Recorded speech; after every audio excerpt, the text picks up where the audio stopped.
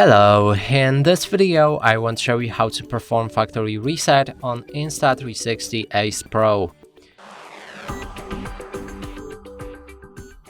To do this, first we'll need to open the Insta360 app that we paired our camera with, then move to connect the device in the settings and click on it.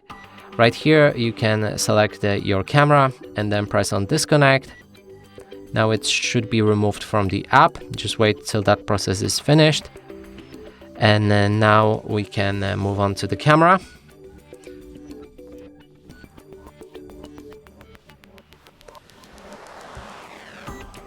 Right here, unlock your camera. Swipe from the top of the screen and then move to the second page. Enter the settings with that gear icon and scroll all the way down.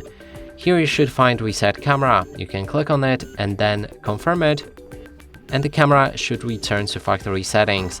And that's it for this video. Hope you like it. Please consider subscribing to our channel, leave a like and a comment below.